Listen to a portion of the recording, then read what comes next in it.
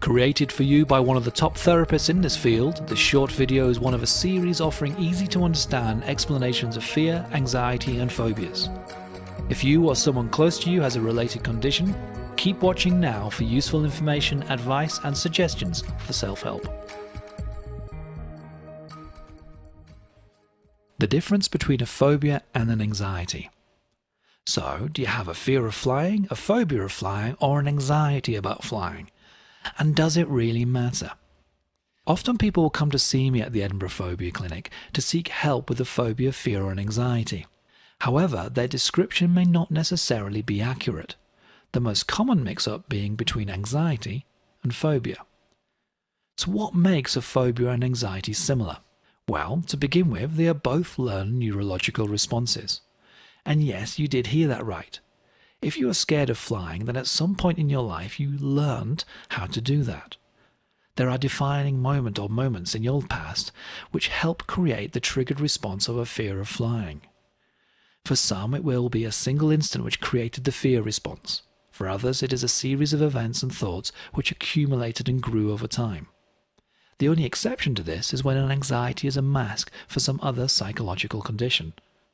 Also, a person with an anxiety can exhibit similar symptoms to a person with a phobia, such as sweating, racing thoughts, abject fear, quickening of breath and heart rate, loss of concentration, and in extreme cases, panic attacks. And given our example, the idea of flying, whether real or imagined, or even a photo or a word, will trigger the response, whether an anxiety or a phobia. And as a result, you may have some form of avoidance behavior where you will look to avoid the stimulus, i.e. the source of your fear. So what is the difference? Well, one of the differences is to do with time. Is it a sharp shock or a slow build?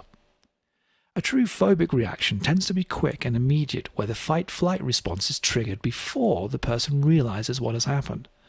There is no build-up, just full-blown reaction in what is seemingly a step change in state of mind.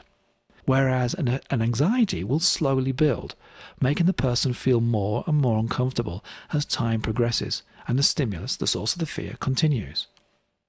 Another consideration is whether it is a debilitating overwhelm or ongoing discomfort. You see, another key difference that can be argued is that a person with a phobia will not be able to be in the presence of the stimulus. In other words, they can't be in the presence of the source of their fear or engage in an activity relating to that source of their fear.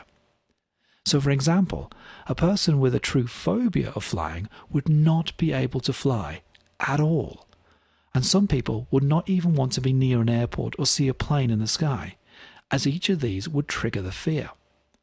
Whereas someone who is anxious about flying may well be able to fly, though the discomfort may likely be very high.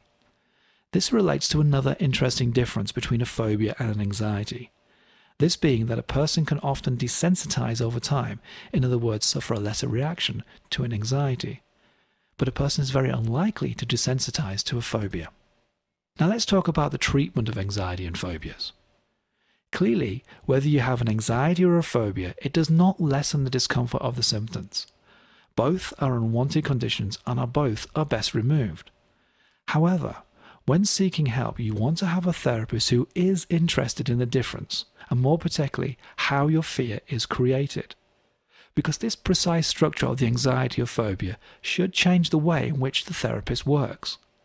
For example, the amplification of an anxiety may be something which is entirely caused by the actions of the client, rather than it being a process out of the client's control, i.e. a phobia.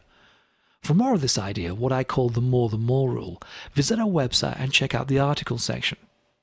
In the meantime, just remember, there is never a one-size-fits-all solution to anxiety, fear or phobia.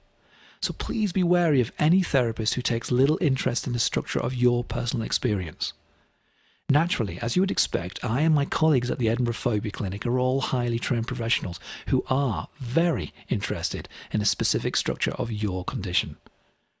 So whether you have an anxiety about flying or a phobia of flying, you will always receive the right treatment specific to your needs. To discover more about how it can help you, just visit our website at www.edinburghphobiaclinic.co.uk and fill in the form on the right hand side of the page. Or alternatively, you can call 0131 208 5335.